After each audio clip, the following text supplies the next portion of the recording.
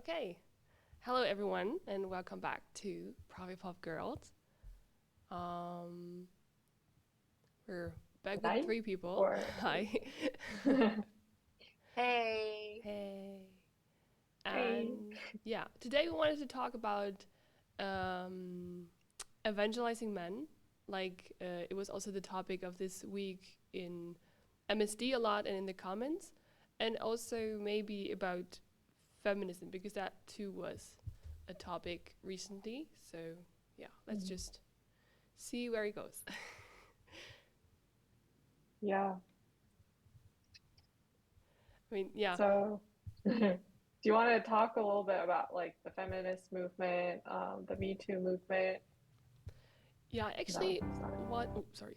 I actually wanted to see. I'm just looking up this comment from this week because I thought it was really Hmm. interesting.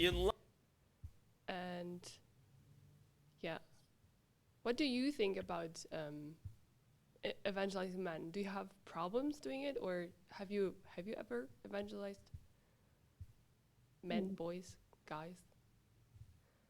For me, I was actually like asked to um, I guess like to connect, like they kind of connected a lot of guys on campus when I was in campus, and then there were like no guys. I mean, there were guys in the campus, but they weren't really interested in evangelizing.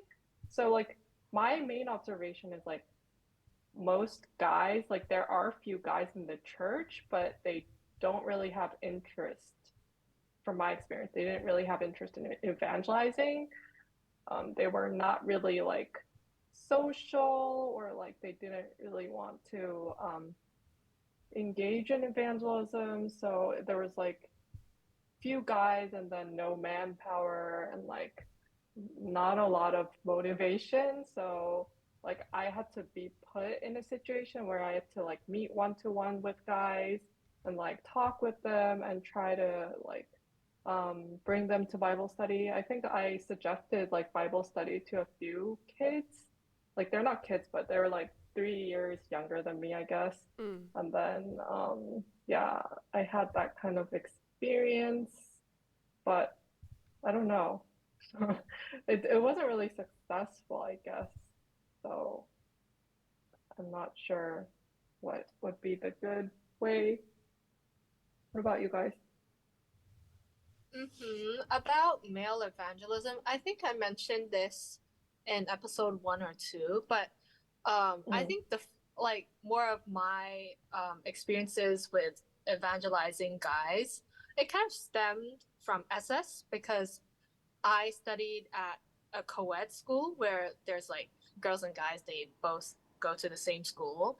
And then I had a lot of guy friends at that time when I was in SS. So then actually my evangelist or like leaders kind of approached me and asked me like, "Oh, are there any guys that you think like is like fits the evangelizing criteria, or do you like, yeah, like can you invite some guys to like do Bible studies?" And then so then eventually how my country works is we know, like I was evangelized through like road evangelism like surveys, so then I Mm-hmm. started mm, surveying like all my guy friends, not really all my guy friends, but then there's this like one really close guy friend. Mm-hmm. So then mm, I did the survey and I always knew he was Christian, and he's a good guy. So then I referred him to Bible study. Mm. And then because like in my country, like girls and guys are really segregated, like we're really separate. Like I can't Oh, even sit lesson. Yeah, it's wow. to that point because I'm an SS. So then yeah. So then on that day for his first lesson, I had to schedule everything. So then um the lecturer like basically I have to through my leaders yeah, basically through my leaders they contacted a lecturer, male lecturer, and then I had to at the same time contact my friend. So then mm. yeah, so then basically I would assure my friend like, oh, I would go, but then on that day I wouldn't show up. Yeah, on Oh, that day I wouldn't show up. And then yeah, and then they met, and then yeah, he was okay. Yeah, he mm. he met the criteria, he was okay, but then he didn't continue because of like final IB exams, and also he's really he has like prerequisite thoughts because he's from former faith.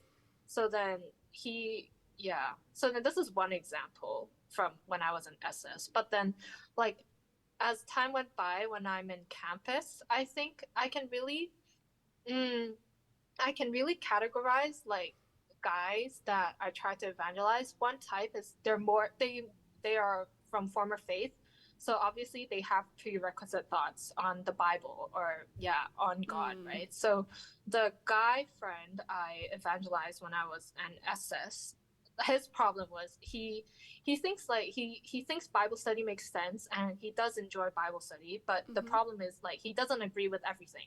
So then I'm like, okay, so which parts do you disagree? And then it was from like Sunstop lesson. He thinks that prayer can't resolve everything.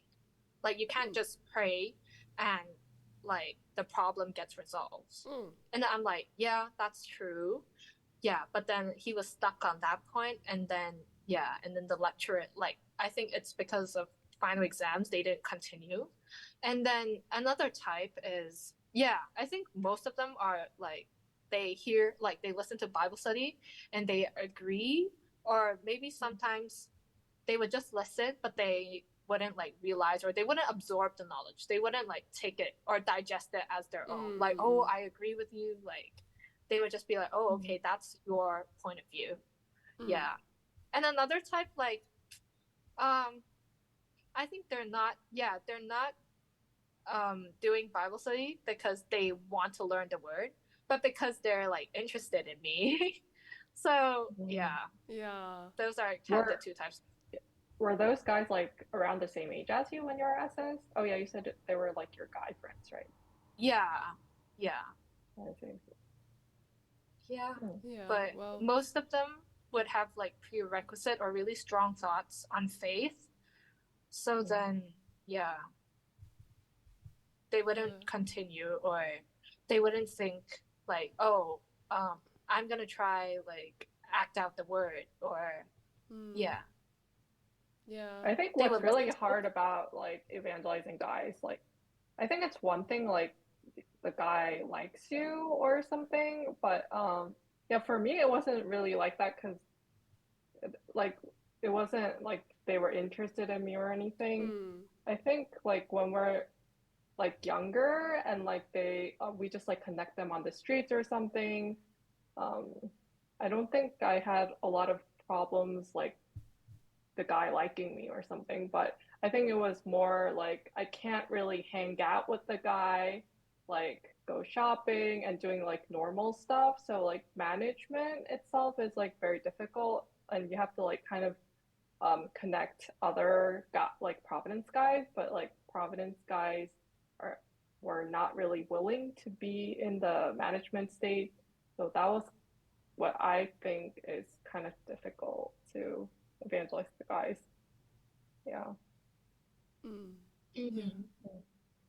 I think it also makes a difference if you, like you said that they were your guy friends, so they knew you already and you were already pretty close. So I think it's a difference to have strange guys, because I guess I don't think that guys just fall in love that's true. when they see a pretty person. So if they're strangers, they still need to get to know you, and if it's through Bible study, like the topic is clear, I think it's not that much of a deal. Then if you have like, if you already know each other and you are friends, and then you talk about Bible study, because sure, Bible studies, but in the end, word is about love. So, and like it is a different atmosphere than just talking regularly. So I can see why that also makes the setting easier to fall in love. But so that's true. But I think the guy, like the really close guy friend in SS, like he never liked me like in that way. But then like the ones I try to evangelize when I'm in campus, like they're more like strangers actually, because I met them in class, and then yeah, and then I just asked them like, because I kind of know their background a bit, because we also have like reflection on humanity, or like some courses like that kind of gets into religion, and I kind of know Mm. about their thoughts, right? So then yeah, so then through that I kind of asked them, are they like interested in Bible study, or I kind of get to know them. Mm-hmm. But then the problem is like, even yeah, but I'm not really like road evangelizing any males. But then yeah, it's through connections, but then yeah, they're not my guy friends, or they're not my close guy friends, but even as a stranger, they kind of, I don't know, maybe like, I don't know what's happening, but then maybe that guy I tried to evangelize was like desperate. I don't know. Yeah. But then once he like, yeah, once I invited him to Bible study, and then suddenly like the at the end he was like, "Oh, are you single?" And then I'm like, alert, alert, alert, like Bible study, like not me. Yeah. But that was awkward. Yeah. But I think the situation is much more different right now, like as we get older, like Mm. if you're thinking about like evangelizing your partner, Mm. I don't know Yeah. how I actually like no. how you can process that. I don't Yeah. know. I actually think Yeah. that's wrong, or I don't know. It just feels and sounds wrong to me to evangelize someone just for the sake Mm, of being blessed with the same person, because I feel like it's kind mm, of unfair because they don't know what they're getting into. I mean, maybe they're mm, interested already, but like they don't know what history they're coming into, and then like maybe they haven't fully gotten to know I God, see. and then like Mm, you're like, oh yeah, now we get blessed. It's like, I don't know, it feels weird. I know that's probably not the process, but like I think it would mm, rather make sense to evangelize guys, even if they are my the same age, but mm. thinking that they might be blessed with someone else. So like, you know what I mean? Yeah. Like I don't like, Yes. so I Yeah, don't I get it. I like evangelize them for myself. It's so weird. Yeah, because like once you have that mindset, Yeah, it's very difficult to not be biased and like yeah, be in your own thoughts. I think it's very hard to disentangle that yeah, part. Yeah. totally. Mm, Yeah, I think that's what Sky also said. Like, you're not, yeah, like, don't evangelize someone who you think is your potential partner, but like, try to get as many guys in your age range in. And I yeah. also feel like if you're evangelizing your potential partner, that's not what God intended as the purpose of creation, because the purpose of creation has an order, right? Yeah. First, like, let your spirit grow, yeah, let your love to God grow. And Mm. then the second part of the blessing is, yeah, like blessed family. So now if Mm, we're evangelizing our potential partner, then like that potential partner would put the second part, like blessed family, first, without Yeah. fulfilling the first step of purpose of creation, which is to let your spirit grow. Yeah, to let Yeah. your love to God grow, Yeah. towards I mean, God grow. that itself can also happen while you're blessed and married. You can still grow your spirit. That itself wouldn't yeah. be the wrong thing, but I think still you would need this time to actually, I don't get into this history and just be here for a while and Yeah. just Mm, yeah, get to know what's Yeah. going on, and then yeah. But I mean, sure, what Sky is right about is that if we evangelize guys now in this time, like I don't know if it's how it is in other countries, but I guess it's still the same that you have these 3 years, right? Like you had passing, and then you have these 3 years of like getting to know God and making all, and yourself. being a Yeah. newcomer. Yeah, and yeah, so that part would be kind Yeah. of shortened, or we Mm, kind of have to shorten it because, like right. for me, for example, I'm 28, and if another men or just we evangelize men with also 28, they would like in 3 years we're like 31. It's like it's getting late. so So yeah, Yeah. I guess I yeah. yeah. And generally, Um, this whole situation feels so kind of desperate. I don't know. Yeah. yeah. Mm. I mean, we are desperate because there isn't enough guys. And I think 2 weeks ago, I talked to a very senior member, and he's a guy. Cool. And he told me, we talked about male evangelism. And I kind of like man caved him. I'm like, okay, so why do you think guys are so hard to evangelize? And the answer he gave me was because guys are not spiritual. That's what he told me, and then I'm like, true. And then he told me he tried to evangelize his younger brother, but then like after listening to Bible study, his younger brother like listened, but then he didn't like make it as his own. He didn't absorb it. He didn't digest it. Like, yeah. So he also had prerequisite thoughts on faith, and yeah, basically his answer was because guys are not spiritual. Yeah. Or not as spiritual as women. I do think that men or guys can be spiritual, but maybe like generally speaking, it's a bit. I mean, we do know that Adam and Eve, that it needed like Eve needed to be tempted like spiritually through word a little bit, and Adam was just tempted physically. It's Uh-huh. just Yeah. Yeah, And also, I think in the beginning, like girls are more easier to get into faith, but maybe like in the long run, guys are better because they have more like they think more rationally and stuff like that if they actually get rooted into the faith. But Well, yeah, I wouldn't talk about better or worse, because what's better in the end? I mean, the best thing in the end is that you stay until the end, and it doesn't really matter how you make it. So I wouldn't say that being also spiritual and praying also much, like so many hours, is that much better. If you still go out, it wasn't that much. Yeah, it was no use. yeah. So And I also think I think one of the big things like Sky talked about in his podcast was that, the number one thing with like guys is like their pride, right? Like number one is their pride.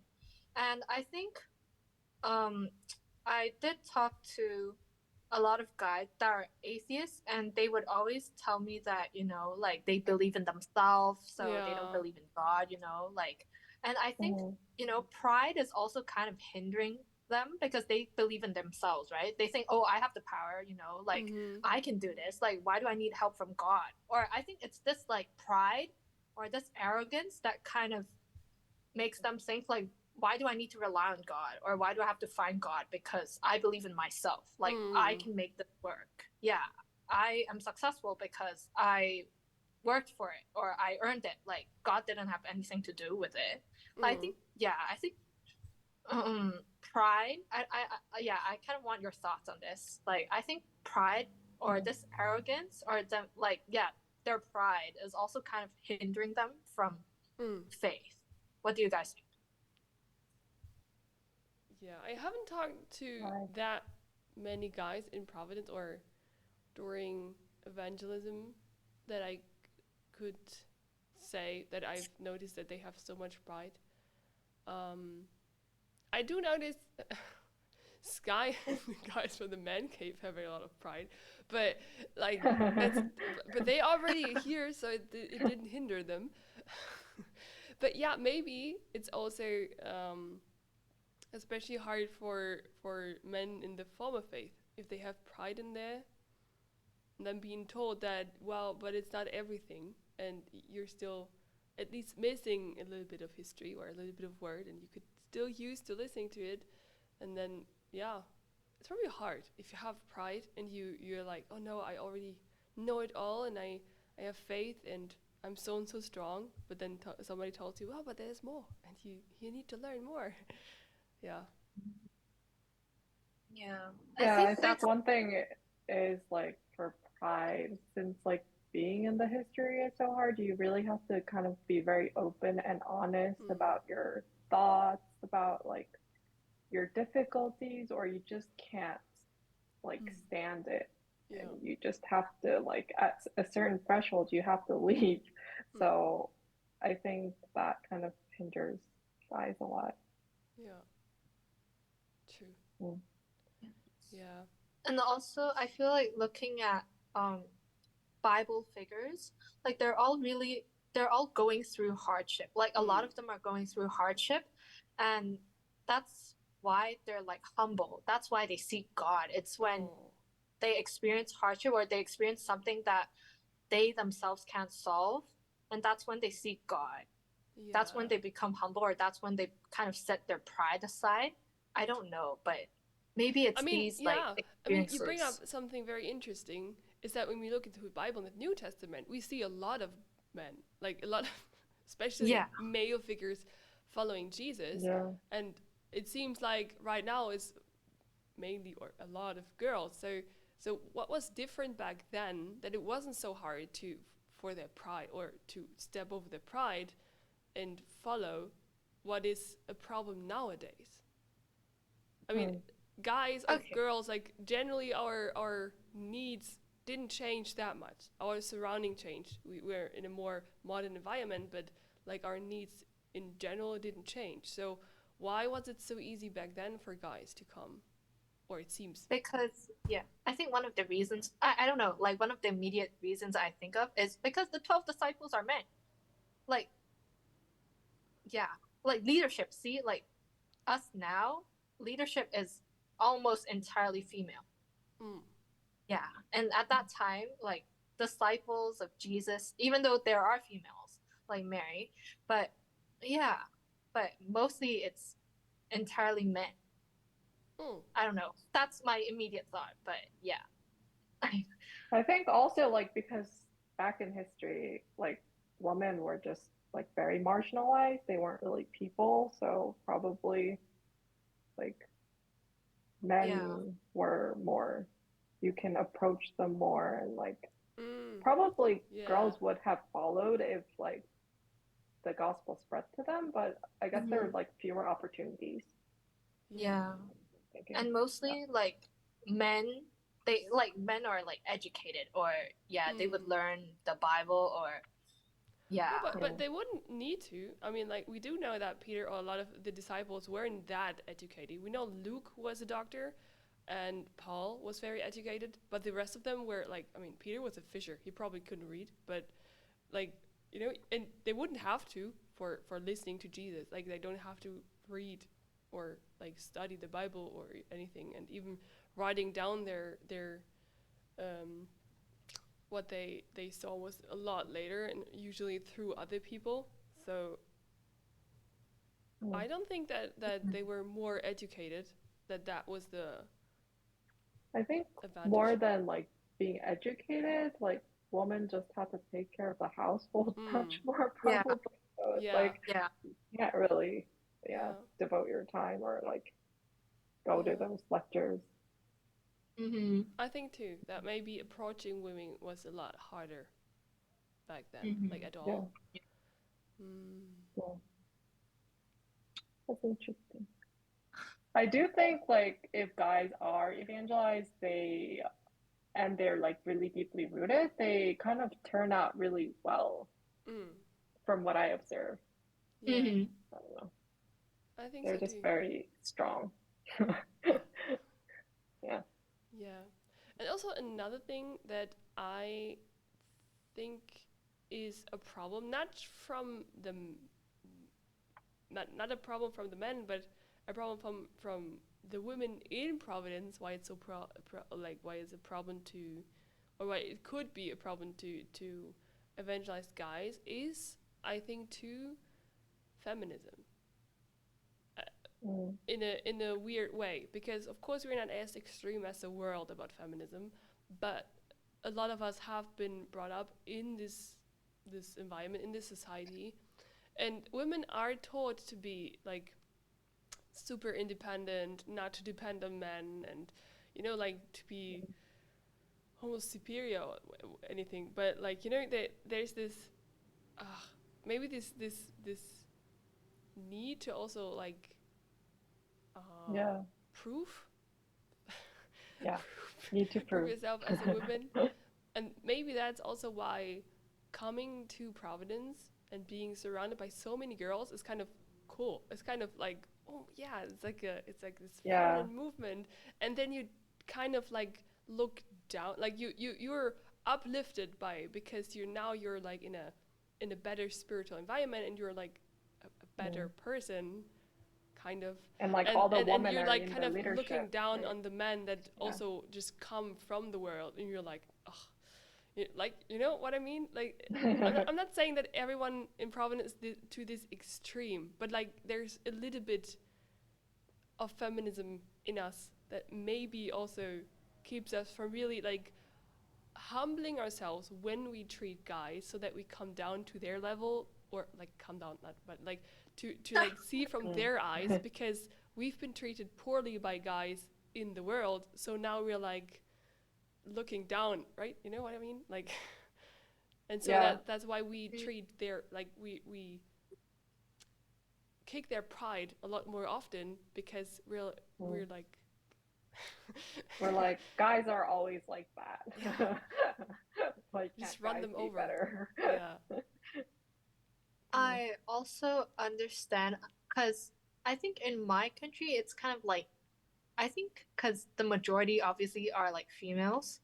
So it's kind of like treating guys as like rare species. Like Oh. it's like kind Yeah. of weird. It's like, oh my gosh, you're so precious because you're a guy. Like honestly, if the roles were reversed, like I would be like, oh my gosh, so creepy. Like yeah, like just treat me as a normal person. Like I'm not some rare species. Like Yeah. I'm so precious. Like why? Like just treat me normally. Yeah. Yeah, I don't know. Like, what do you Yeah. guys? What do you guys think? Yeah. And then maybe Well, you feel like a little bit, you have a negative notion towards guys, maybe sometimes. Like we as girls. Yeah. What do you think about the feminism movement anyway? Like, in the world? I mean, you can't really get around it completely, because I think it's very much in the society. It's yeah. also like, yeah. I think the original cause was good. Like, yeah, I think when the feminist movement started, like back really back in time, that like women should be equal, we should get like jobs, we should be able to go to university, get educated. I think the cause, like the intention was good, but then it kind of turned bad because like, yeah, I also talked to my friends about it. I really hate what Hollywood is pushing. Like the narrative is disgusting. Like, yeah, for Pirates of the Caribbean, like you're taking away guy role models. Yeah, like you're taking away role models for like young boys and guys. Like for Pirates of the Caribbean, the lead was Johnny Depp, right? Yeah. And then after Disney fired Johnny Depp, there's like they're planning to replace Johnny Depp with Margot Robbie. I'm like, yeah, I feel like Hollywood is pushing this narrative that women are independent, women are like superior, women are like we can do things equal to guys. But what you're doing is you're taking away like role models for guys. Then who do guys look up to? Yeah. Like where's representation for guys? And yeah, I just think it's going too off. Like this is creating insecure men, and like females thinking they're superior. Yeah, whatever a guy does, or when a guy is angry, raises his voice, and then gets called like, oh, you hate women, like, oh, you're violent, or like, oh, toxic masculinity, whatever. Toxic masculinity. Like, girl, calm down. And that's why, like, I think because there's also this societal like power play, because also like men, like I don't know, I'm from Sky, okay? My source is Sky. Like, well, Sky is a guy, okay? Sky is a guy. My source is Sky. And Sky thinks like pride is the number one thing about men, right? And when society gives so much power to women, like feminist movement, you know, women are superior. I don't know. Like, I mean, women feels like they are superior. That's why there are so many insecure guys, or, you know, this hurts a guy's pride, right? That's why they're more like guys converting, identifying as, you know, like being more, yeah, I don't know, like gay. Yeah. Yeah. And it's just sad, like, honestly, it's really sad. I actually too think it's super interesting that with the feminism movement came more and more pride movement. You know, like the more feminism went up, the more pride went up. And I think it is just what you said, that people are more like the gender roles get so shaken that nobody knows what they are anymore. It's just like everyone's like, okay, you can be whatever you want, just don't be toxic. Yeah. I think it's kind of like the nature of activism, like saying, oh, like anti-racist movements, Lives Matter, like all this pride movement. It's like for a good cause and like it sounds good, and then like people kind of do it like some kind of culture movement. Yeah. But in actuality, it's just like kind of like dividing the line between guys and girls, in group, out group, kind of division. It's just creates a lot of division. Yeah. Yeah. I do think it's just at this point in time is only creating division. And when it comes to Me Too, also, I think it's like, don't get me wrong, I obviously do want that rapists or like, you know, crimes that have been committed get the like, you know, that these guys get arrested and all that, you know, but I think this whole social media gets involved in this is just raising wrong cases, or like the outcome of these cases is twisted. Because especially in the US, they do care a lot about the public opinion. And if the public opinion already states them as, well, they're criminal because that absolutely happened, even if the girl did lie. I mean, we do know that girls can lie, and we can lie very well. It's the easiest thing actually nowadays. If there's a guy that you don't like, to just say, oh, he raped me, oh, he did anything to me, and you're basically ruining their life. Yeah. Because everyone is like, for example, you probably haven't heard it, but here in Germany, do you know the band Rammstein? It's like a metal band. No. It's pretty popular. No, sorry. Anyway. But anyway, the there's a case now because the frontman kind of has,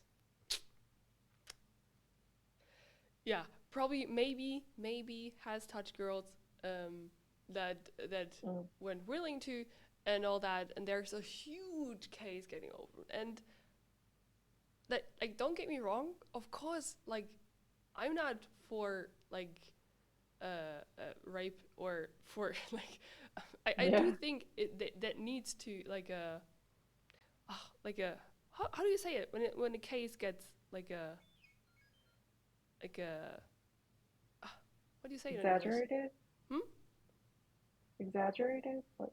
Yeah, I don't know, like, you know, I do want fair judges and fair process, like a you know, like a hearing, yeah, all that. So you know, but like when the media already labels them as rapist or as already done it, it's kind of unfair, because you wouldn't do that to a woman, like on the opposite side, right? You wouldn't say, oh, they're a murderer if you haven't proven that they are a murderer, right? Yeah. So because the presumption of innocence. Yeah. Like you can't say someone's guilty before they're actually proven. Like depending on beyond reasonable doubt. Like depending on the standard. Yeah. Like you can't say someone's guilty until they're proven beyond like the standard that they are. You know. Yeah. And just because anytime any girl is like, oh yeah, I've been raped, there's this wave of Me Too. I mean, that's the whole thing of Me Too, right? One person comes forward, and then there are like 100 people coming forward too, and you're like, wow, why was everyone? I mean, sure, it's hard to talk about it, I guess, and it's hard to come forward, especially when they're like celebrities or anything, but you can't really say that every one of them was probably right, or every one of them was really is telling the truth, just because they're like in this Me Too, right? I'm pretty sure there's a lot between that's just like going along because they just want to see a man fall down. You know what I mean? Yeah. I think Yeah. how we can see like the Me Too movement kind of went spiral, like yeah, kind of gone bad is honestly through Johnny Depp and Amber Heard, like the Yeah. case. Yeah, Mm. like because honestly, like at first when celebrities are coming out or when like women are coming out for like Jeffrey Epstein, like yeah, like I support you, I stand, like because Jeffrey Epstein did some like mess up stuff, Yeah. keeping it like PG, but like yeah, but like I think because Me Too movement got too much traction, like it got basically it got a lot of attention. So then, it kind of, Amber Heard saw the opportunity Yeah. and she lied basically about Johnny Depp. And Johnny Depp got fired by Disney. Johnny Depp lost a lot of commercials, a lot of job opportunities. No movies would hire him. That's And not true.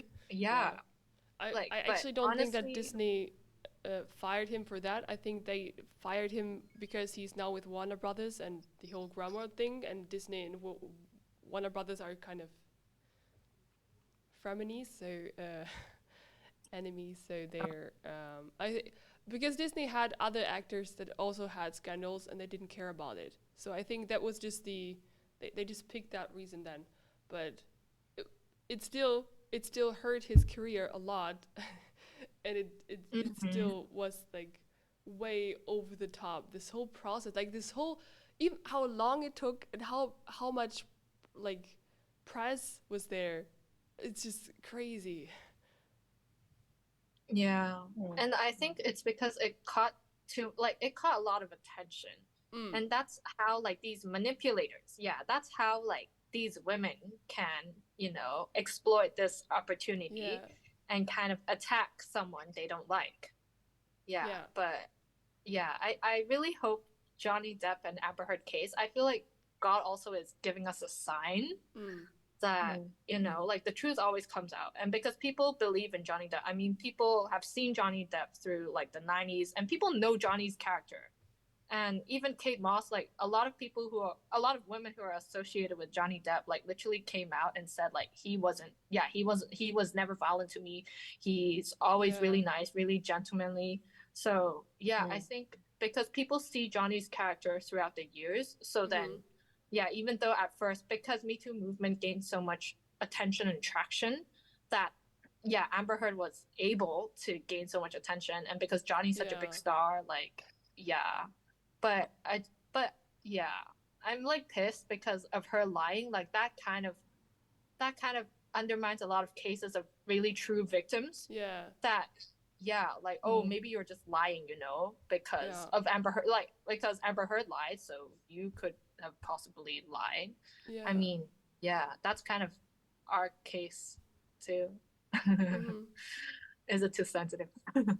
But I think I hope our verdict or our upcoming like court battle, I hope God gave us a sign through Johnny Depp and Amber Heard.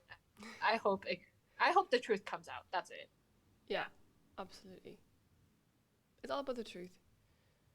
And I too think that Me Too, although some people talk about it as if this is the first time women have like the chance to actually come forward and to the chance to talk about these topics, I too think like you that it's actually more or less making it even harder for girls like that are not in like public, that are not public, they're not very known, make it even harder for them, or like true cases to really get solved, because now people have to like check even more if the proof is really a proof. Like, I think it makes it harder for girls that have been victim. Yeah, actually like victimized, right? Yeah. Yeah. Mhm. Yeah. I feel really bad for guys. Like, honestly, this, like, an accusation like this can Mm-hmm. honestly destroy your career, can honestly destroy Yeah. your reputation. And especially, like, if, yeah, honestly, if that person's lying, like, and the whole world knows about it, it's so hard for me to prove otherwise because people already have, like, prerequisite thoughts about me. They Yeah. think I did it, but it's not the case. Like, it's so hard to prove them otherwise. And if Yeah. they're convicted, like, and if they're like labeled as sex criminal or something, like, it's really hard to get it off. Yeah, it's true. Yeah.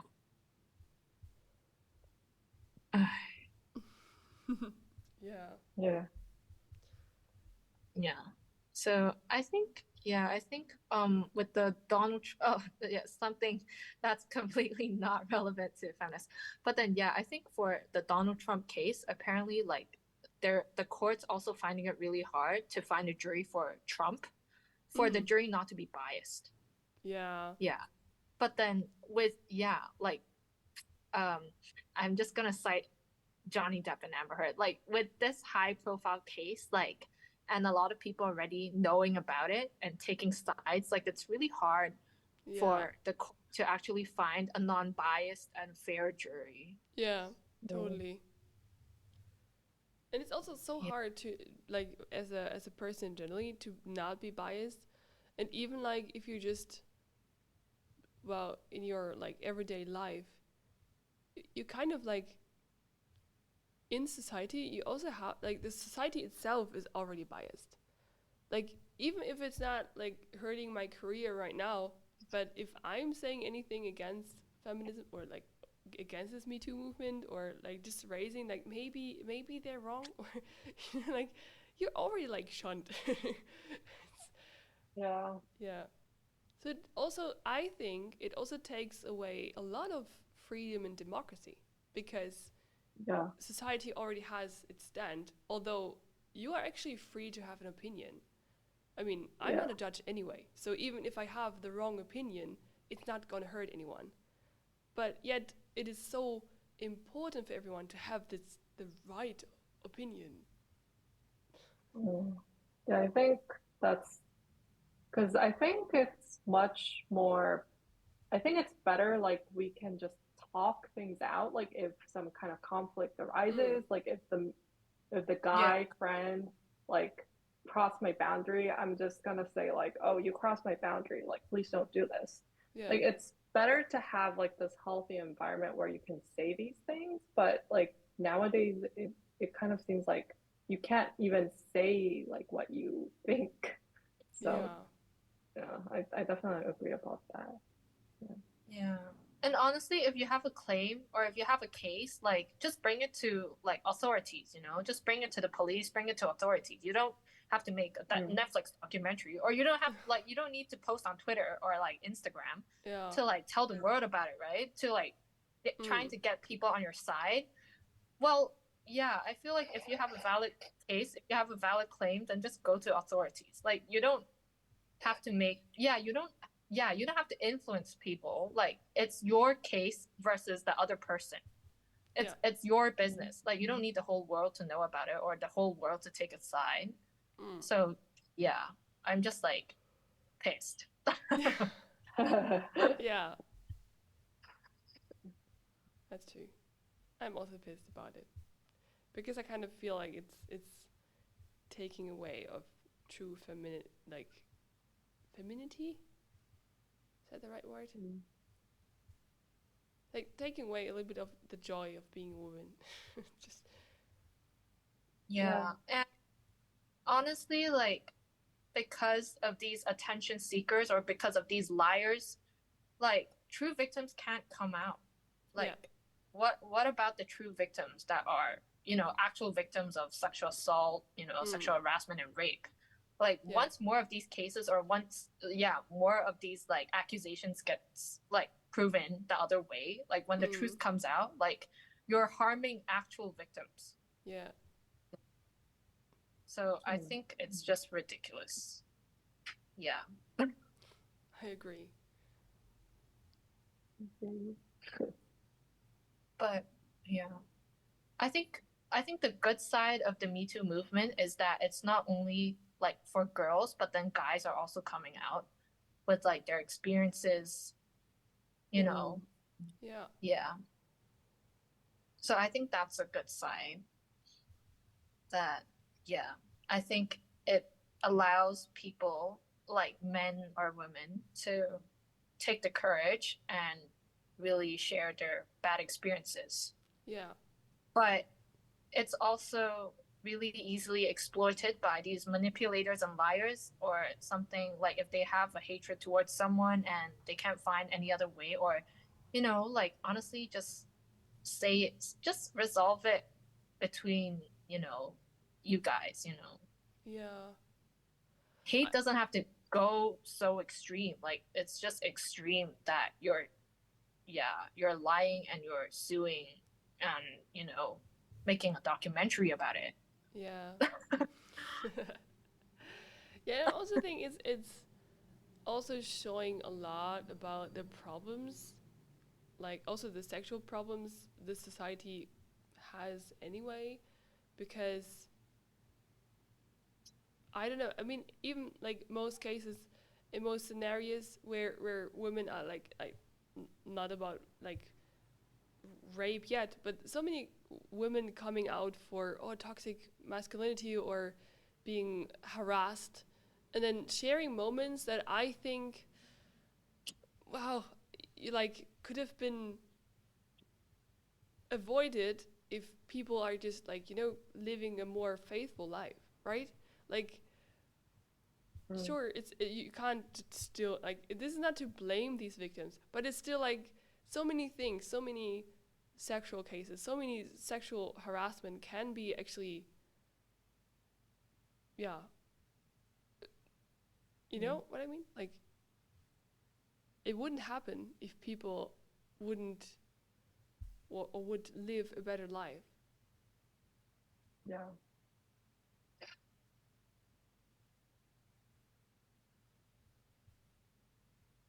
Yeah. Agree. Yeah. But on another topic, I feel like, because I don't know, because I'm watching, sometimes I watch YouTube shorts and I just see a lot of like women or like females just tossing the terminology of toxic masculinity, but they can't really define it. Yeah. Like whenever they just hate a guy, or like a guy gets angry or like more, I don't know, like raise their voice or something, they say, oh my gosh, he hates women, or like, oh, Yeah. toxic masculinity. And then when someone asks, like the podcast asks them like, oh, do you know what toxic masculinity means? And then they just go like, oh, I don't know, Yeah. or they can't give examples. Yeah. But here I have the definition. Toxic masculinity is a term that refers to the dominant form of masculinity, wherein men use dominance, violence, and control to assert their power and superiority. Okay. Well, actually, I don't see anything like toxic from this, other than violence. Violence. Yeah. Yeah, I mean, I don't see anything toxic about it. yeah. I also think that the word dominance, or like dominance and submission are kind of like mistreated nowadays, because like submission is such a weak word suddenly, and it's almost like you're completely like degraded, and you're like not like it's submission doesn't mean that anyone is not worth it anymore or anything. It's just like submitting, especially like responsibilities or anything. It's not like, I think these words are mistreated and misguided. I totally agree. Like, you can't have two people talking at the same time, right? Like Yeah. one has to talk, one has to listen.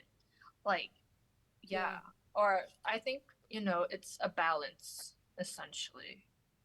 But I do think it's being mistreated. And I also see a lot of comments online that says like the traditional housewife is like not, is like not aligned. Like traditional housewives are like they do not align with the feminist movement. Like you're supposed to be strong, you're supposed to be independent, you're supposed to be modern. But you're just at home like raising kids. But yeah. But honestly, and I nobody think talks about how much strength you need to actually be at home and like have 5 kids or whatever. Like, I don't understand what's not feminine. Like, what's not strong about a woman raising her kids right? What's not strong about a woman like, like I don't maintaining the household. Like, I don't see any problems. With especially nowadays, I think the strongest women are those that still go into this traditional housewife and be like, no, I don't care what society says. Single people are not that independent. Like they also have their problems. They can't even manage their own like little household. They have to rely on drugs, depression, everything else. So and also feel like from the term, like the definition I read just now, toxic masculinity includes superiority. I'm like, why? But like, do you think it's toxic masculinity when, you're allowed to be superior over men, but when men thinks like they're more, I don't know, when men, like, I don't know, like when men thinks they're more superior or, oh, well, that's kind of wrong. But then, I understand, like when men are dominant, you think it's toxic because they're like superior over you, or I don't understand. I don't understand what's wrong with superiority. I don't understand what's wrong with being dominant. Like some people are dominant, but that's not like a bad trait yet. It's like as long as they're not violent, or as long as like they go over bodies to be dominant is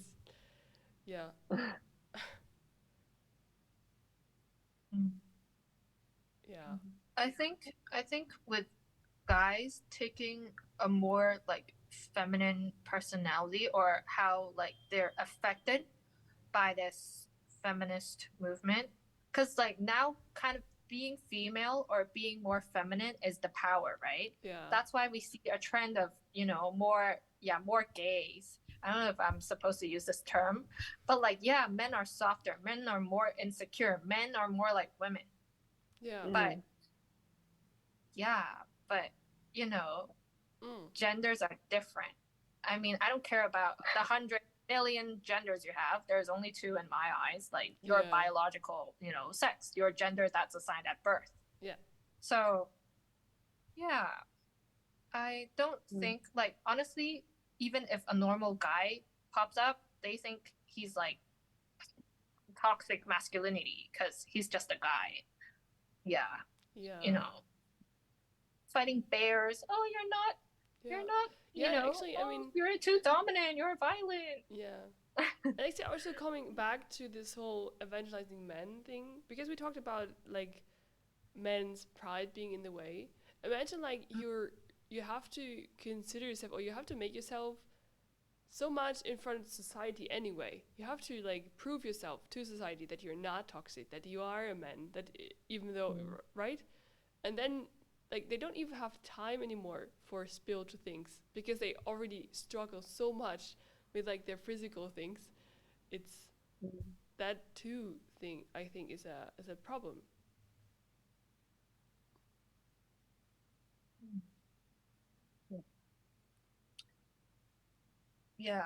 And especially with our churches being more female dominated term. Toxic. Like, I'm sorry, but honestly, I do agree with the guys. Like, the culture is more towards girls. The culture is more feminine because there are more girls in Providence.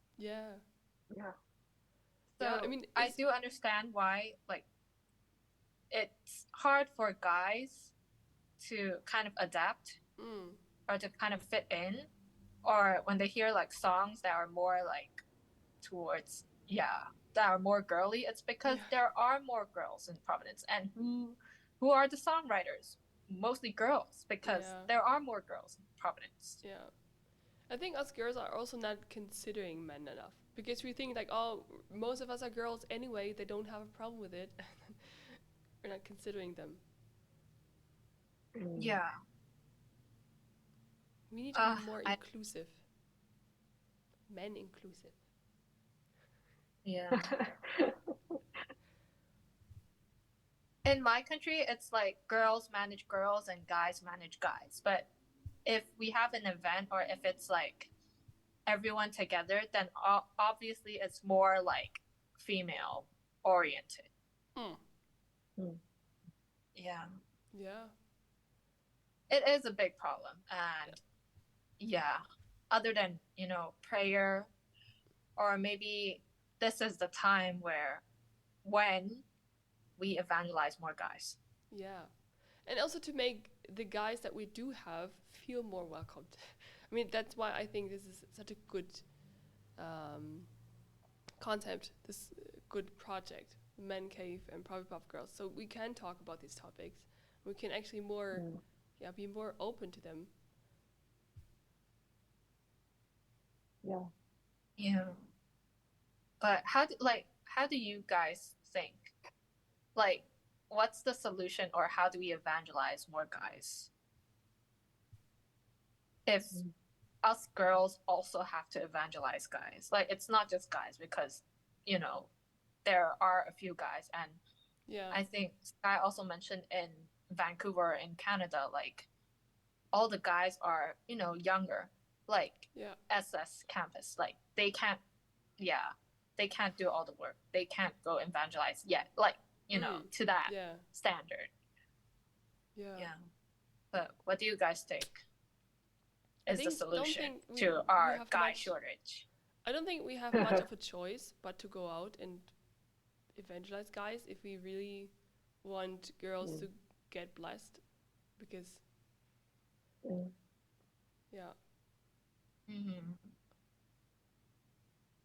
For me, like one convenient thing that would be very good, like if because there's a lot of females, we can go out and bring guys, but then the next step is like, how are you gonna like manage these guys? Like they want to play sports, they want to like be invested in some kind of culture within the church. But if there's kind of like a men cave kind of network that we can kind of toss them to those guys, whether it's like career related advice or like sports events, then that would be much more like a better system where we can evangelize together. I mean, here in Germany we have the male department. They're like excluded from all other departments and have their male department like connecting all countries and stuff. So they're gathered there. But we also, I hope that in the future when we have more members, this can also happen more locally. So they can actually meet up with other guys from Providence, not just online, Yeah. I think guys all like need a lot of physical interaction. I mean, girls too, but guys need to play sports, do stuff together. That's true. Okay. I think we should wrap up. Yeah. We have enough time. So, Okay. Thanks everyone for listening to. And if you also want to join Provipuff Girls, or if you have topics you want us to discuss or questions or anything, just talk to us, hit us up. I also blend in, or I also show our Gmail address, provipuffgirls@gmail. So hit us up. Bye. Bye. Bye.